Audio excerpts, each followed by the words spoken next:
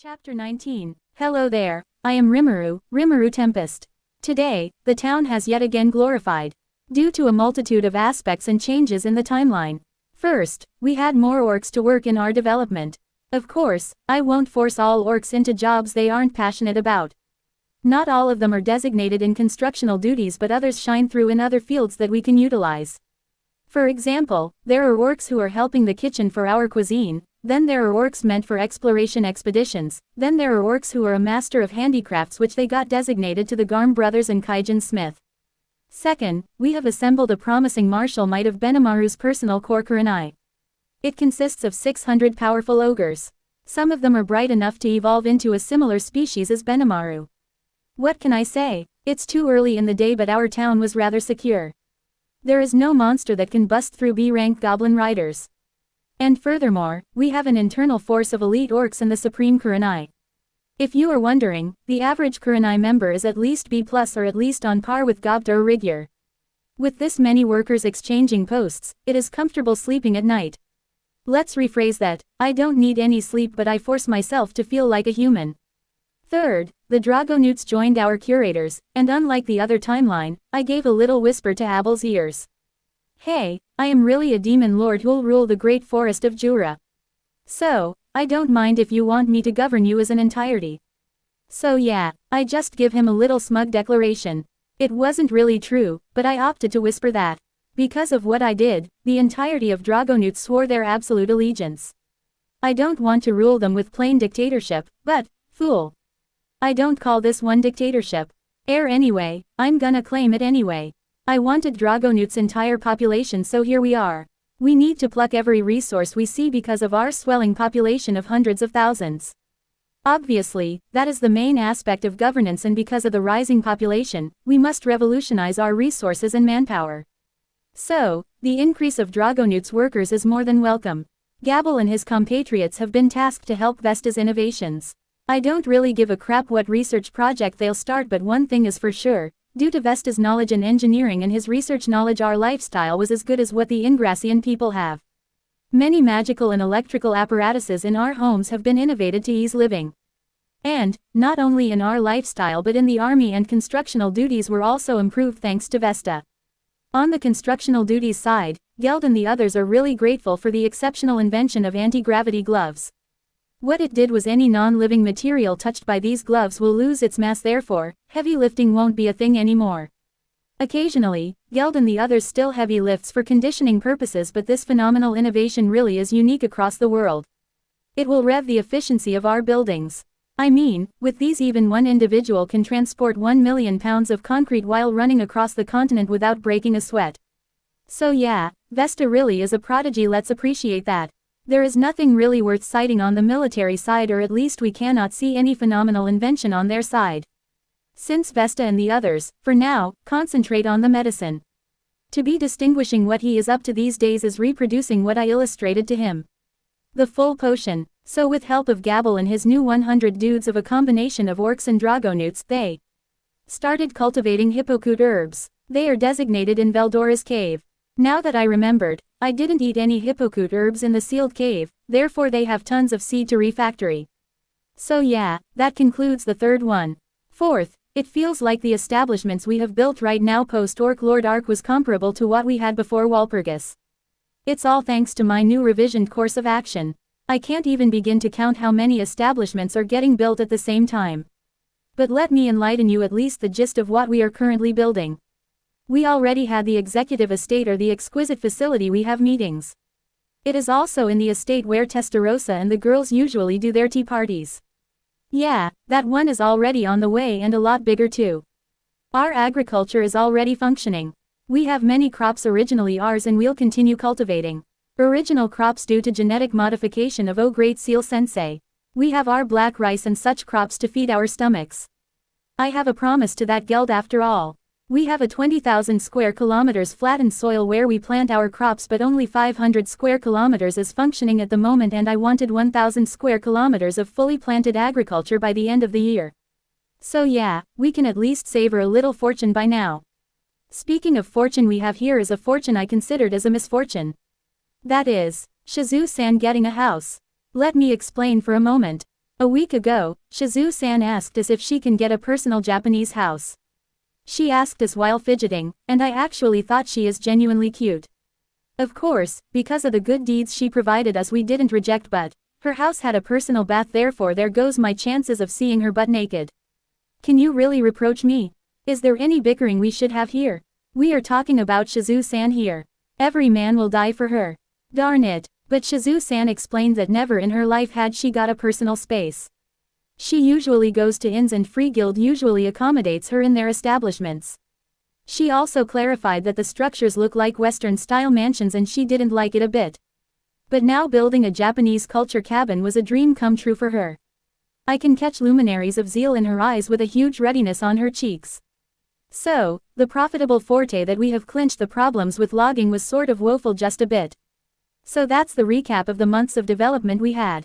It's a lengthy frenzied description, but it's actually too abrupt to convey our marvelous growth. We have finalized the weekly reports meeting of our town. We usually conduct meetings once a week since sectors in our town are helping each other out. And that meeting has just adjourned, no issues whatsoever. Now, I stretched both of my arms, it really is tiring governing, I am really burned out.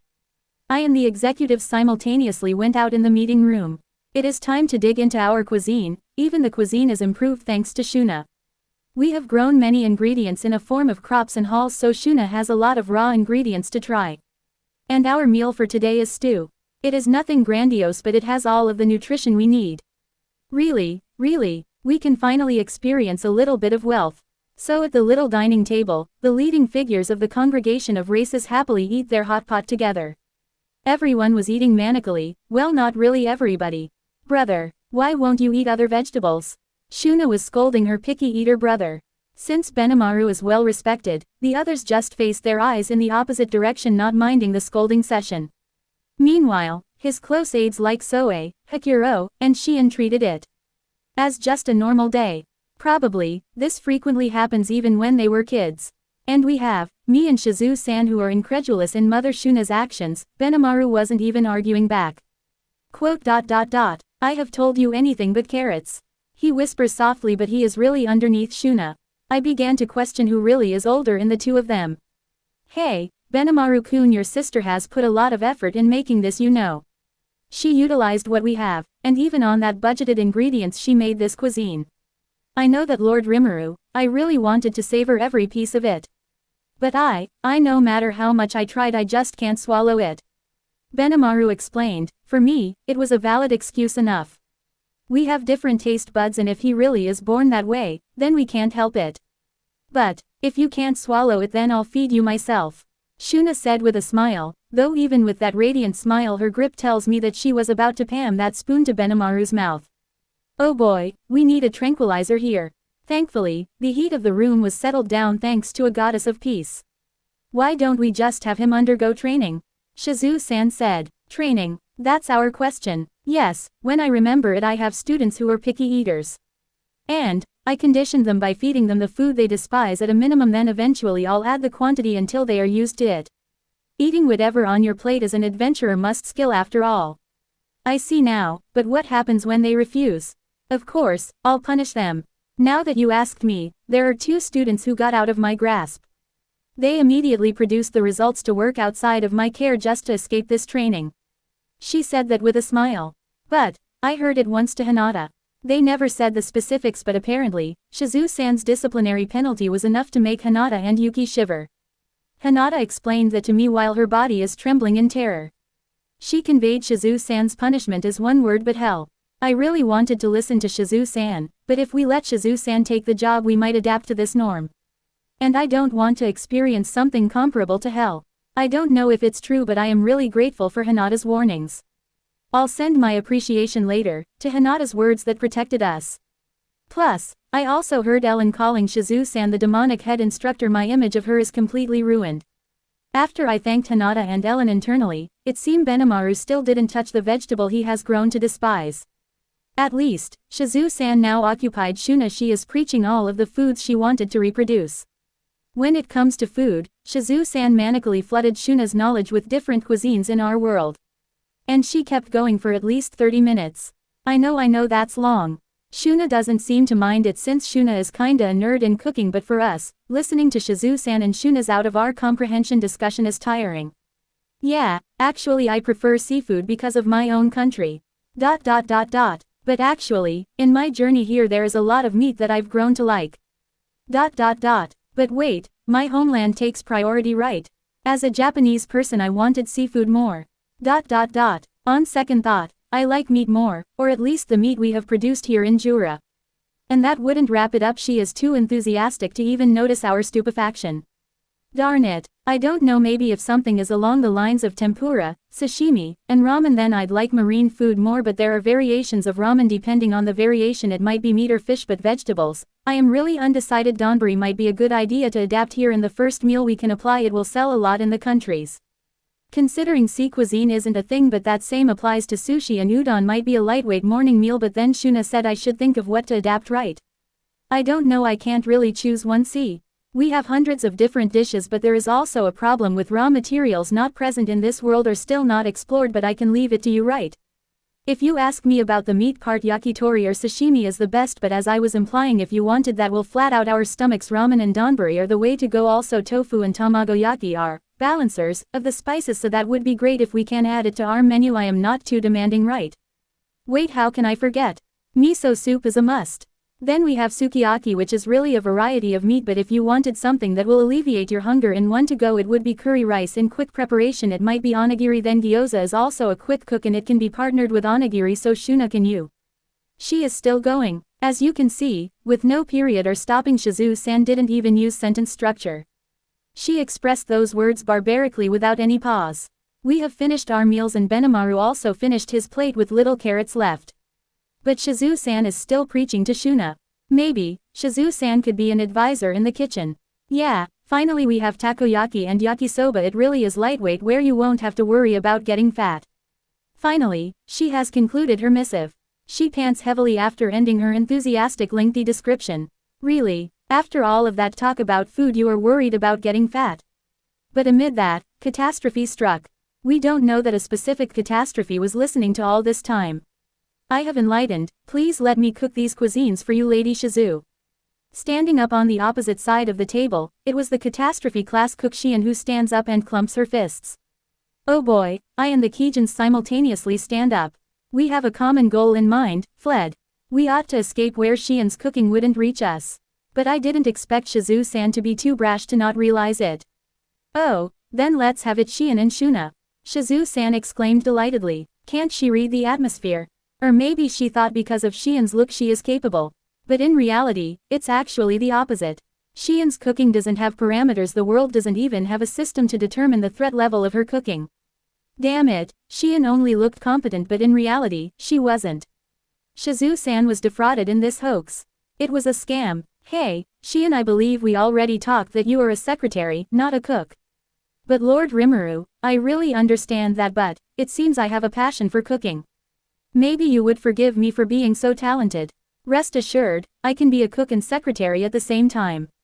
I am not really worried about that. I am worried about Shizu-san that you are about to kill. And, Lord Rimuru, young Lord, Soe, and Hikuro simultaneously stand up at the same time. Weird coincidence, I sense something fishy here. Shion swayed us with a threatening glare. Damn it, why does she have to be perceptive in a crucial situation like this? With her intending glare, I, Benimaru, Soe, and Hikuro, who are about to escape, got back from our seats. What is happening here? What? Shizu-san is completely oblivious to the impending catastrophe. Shizu-san unconsciously started all of this. I tried to rescue her, but now I am enmeshed in the situation. The Kijins and I both exchanged glances at each other. Probably, how do we escape, as our same thoughts. Shion is still gauging us up. Somebody, please, Lord Rimuru, the sky is filled with Pegasus. Knights and it is heading our way. Heavens, Soka, who already become a humanoid figure, instantly entranced into our front and relayed a piece of important news. She is somewhat the most talented under Soe compared to the other ones. And she is the first one to detect the Pegasus Knights. I guess even our information networking is starting to take shape. But most importantly, she has my gratitude. Soe just gave a thumbs up to Soka. She turned bright red. To be young, she probably is clueless, but she just saved our lives, including Soe's. Well anyway, she said Pegasus Knight's right. So it's about time to form the alliance, but I must stay on my toes. Luminous absolutely recourse her actions just because of a dumb reason. So, the way King Gazel will treat us in this timeline is also fickle. Hollow diamond, hollow diamond, hollow diamond. Rimuru and the others went to see the Pegasus Knights are the most powerful clad infantry troops of Dworgen. The Pegasus Knights surrounded the sky, with its majestic power and battle formation that nobody can pierce through. On the ground though, the gathering of monsters responded readily. The special force of Kurenai was dispatched with the executives ready to duke out if things go not diplomatically. Your common goblin riders will just get butchered with this force, therefore Kurenai, high orcs, and dragonutes went onto the stage in response. It's an all-out force.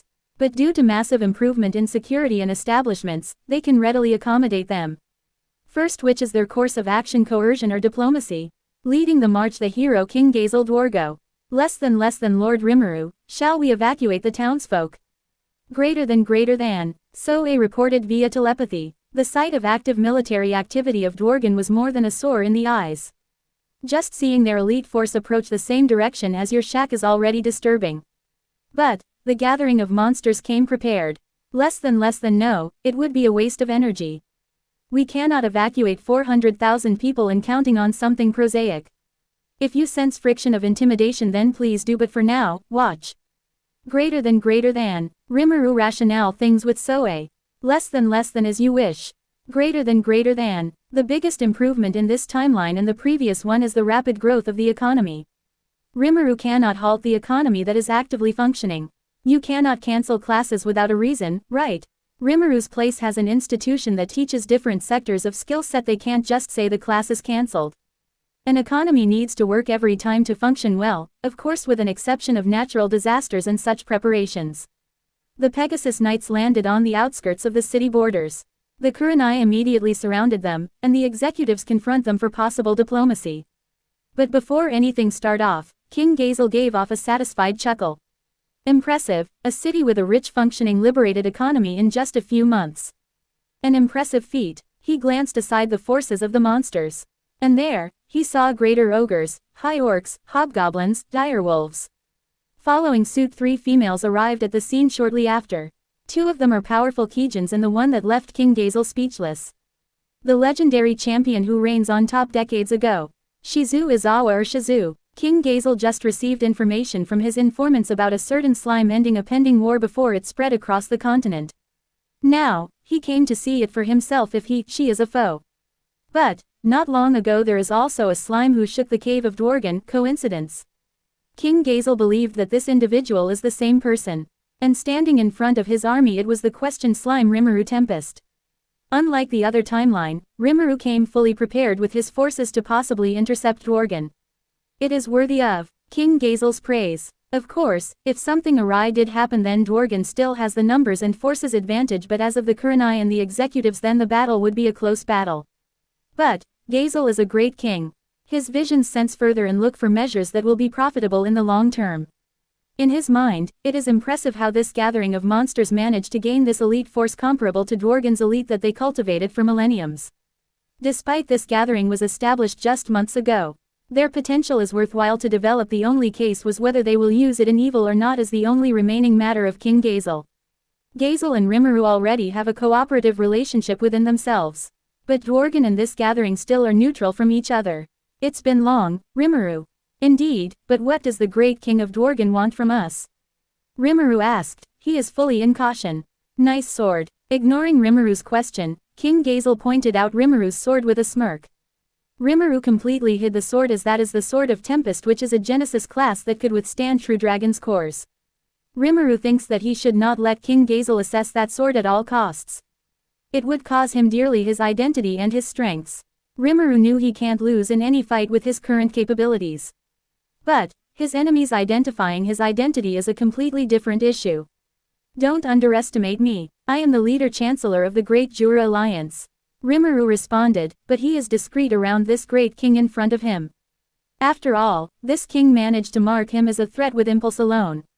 And Rimuru understands Gazel can do it again in this timeline. Oh really? You are quite boastful. Cuckoo, is that sword all but display? I challenge you on a sword fight. King Gazel drew his weapon and entered his own personal battle stance. He left no opening and his eyes are telling Rimuru that no peace talks if you don't fight me. Okay then I shall magistrate this match. A dryad appeared in the thin air. The forces of Dworgen were shocked by this occurrence. Not one but 3 dryads along with many treants are approaching their way. Now, they cannot just really coerced rashly here. King Gazel sorrowfully corrected a remark. I apologize for calling you boastful, it seems you truly have become a king of the monsters. After King Gazel's point, Rimuru wanted to settle things peacefully, but determining whether you are a friend or a foe is a different issue. King Gazel pointed his blade. I guess this is a good opportunity to make a statement that I am not an evil being and I am not a threat. Fine, I accept your challenge. But I'm not gonna use my sword. What? There is one reason why Rimuru wouldn't use his sword. The reason is that his sword will split the earth into pieces, and that's all. He isn't bragging or something. The only reason is that his sword is too potent. But nobody in the crowd understands this. So instead, Rimuru picked up a fallen branch of a tree. Are you serious? King Gazel let out a questioned look.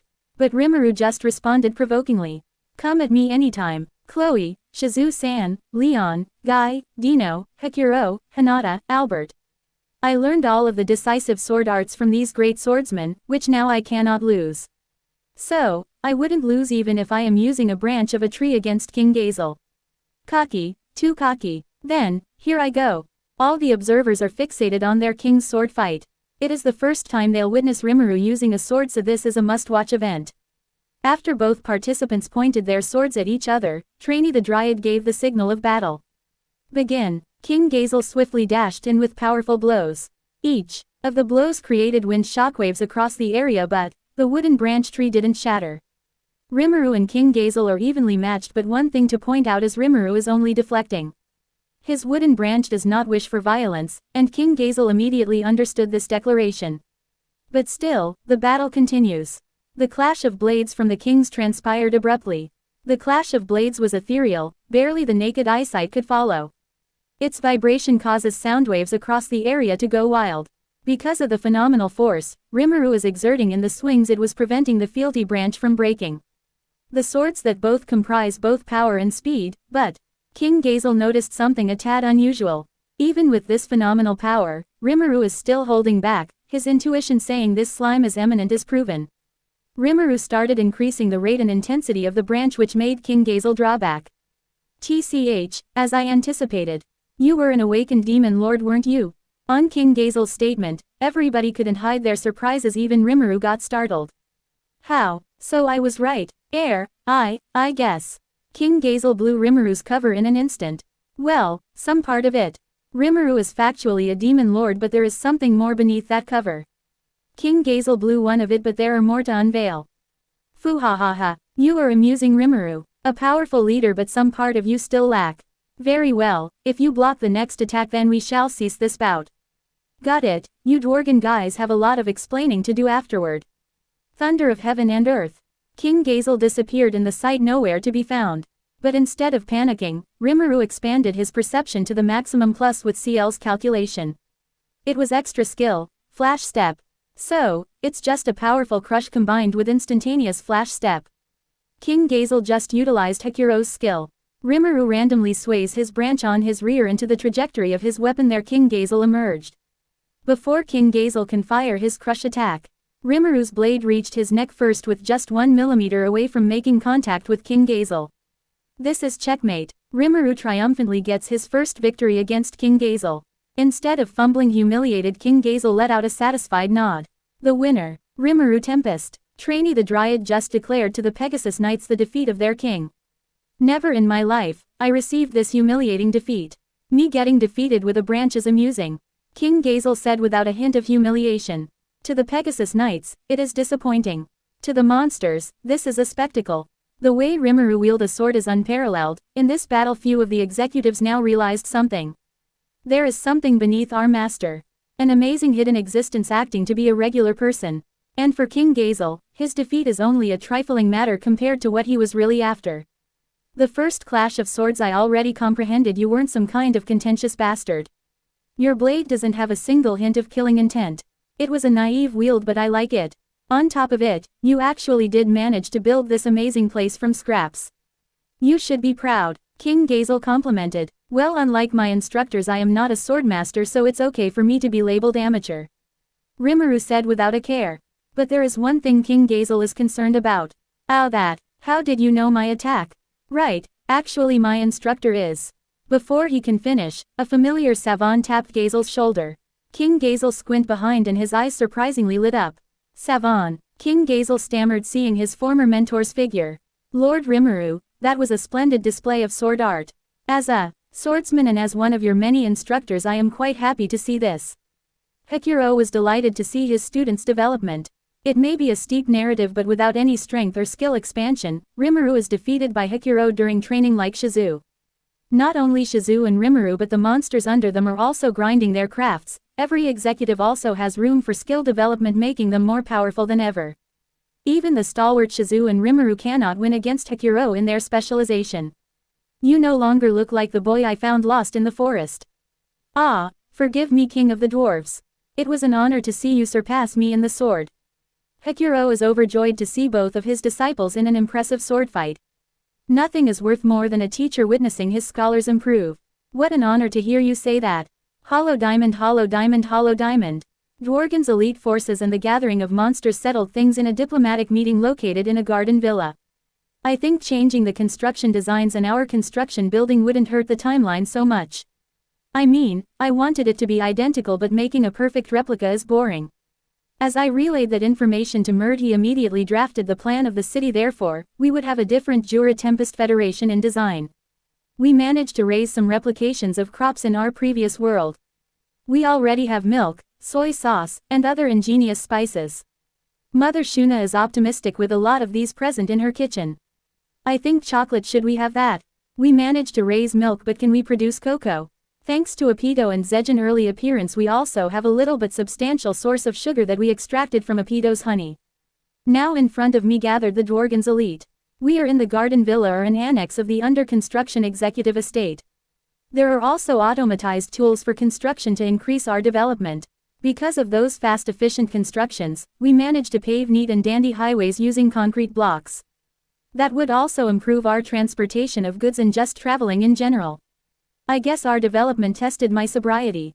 I forgot there is a majestic figure I needed to converse with. Rimuru, I have something to ask you. King Gazel spoke. Sure, I guess. That is not how a ruler should behave. I am trying my best here, Seal. Shuna gave our fermented alcohol and distributed it to the executive monsters and the elite knights. The majority of them are in half sobriety. I could do it as well by lowering my resistance, but I need to do negotiations with King Gazel first. There are many questions I need to answer and many I needed to ask him. Are you the one who gave Kato the full potion? He asked. Yeah, it's a 99% concentrated hippocute herb potion we dilute here in our gathering of monsters. I replied. With that said, there is something King Gazel asked me without any hesitation. Then, do you have any interest in forging an alliance with my nation? I thought we already have some kind of slight relation. That is only you and me while you were building a little village. But, at this rate, this place will soon be a prosperous nation. If you were to gain control in this vast forest, you'll eventually obtain wealth and power surpassing my own. That would be great, but are you sure? That means you acknowledge this gathering we have as a nation. The neutral Dworgen would pose danger in their neutrality, especially we are monsters. There are many forces that wouldn't condone our existence. For example, the Western Saints Church. What are you saying? My nation owes no favor from Luminism. It would be good to have a powerful nation backing you while you were growing, then repaying the debt when you prosper.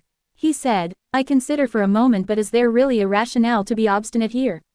Both sides will only benefit. I sense no downside to this offer. I guess I don't have any reason to refuse. I gladly accept your proposal. Good, but what is the name of your nation?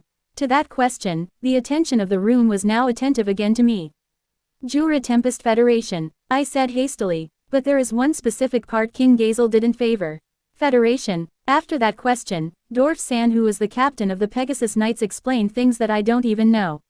He said that they have talked things with a dryad earlier and said, Sir Rimuru, we have talked with a dryad named Trainee and she said there are two rulers of this place. The Pegasus Knights, including King Gazel, nodded. Two, I murmured. Wasn't that Lady Shizu the Conqueror of Flames the second ruler of this place?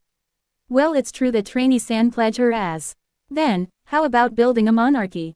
A kingdom? King Gazel proposed the idea, and then a loud fervor of the crowd emerges that backing down wasn't even on my options list. That's basically pledging us as wedded wife and husband. The implication is we don't. I thought Shizu-san wasn't complaining, but then as I glanced aside I catch her collapsed. She is weak at alcohol, all right. Great idea. A kingdom with Lord Rimuru and Lady Shizu as the king and queen. As Rigard loudly staggered that. Oh boy, Shuna is emitting the strongest killing intent I have seen in all of my life. As for Shion, her face is telling me she is now ready to propose herself as a concubine. I can't agree with this. Now, the crowd just started naming the whole capital Rimuru, so I cannot halt it now. It feels like they are protesters. Hey you guys, me and Shizu-san are not in that kind of relationship. We are just fellow countrymen. Countrymen, I stammered that out of fear of my life. 'Cause, if I don't settle things peacefully I might get poisoned the next time I eat. Just as I was explaining, King Gazel just launched another unavoidable sentence. Then how about this, you and that woman of yours will only rule this kingdom on paper. But in reality, Rimuru is the only ruler. As I was said earlier, there are many monsters who already dote on that woman. It would be a bad display of casting her aside now, right? I guess King Gazel is right. I softly mumbled. I know Shizu-san favors that she doesn't want leadership responsibilities. But the way King Gazel put it was so tough that I can't complain publicly. I am no match at King Gazel's smooth tongue. He deceived me to establish a kingdom instead of a federation. In conclusion, the Kingdom of Tempest is founded on the night after the Pegasus Knight's attack. The kingdom was officially established with King Rimuru Tempest and Queen Shizu Tempest as its head. Only on paper though, to be continued.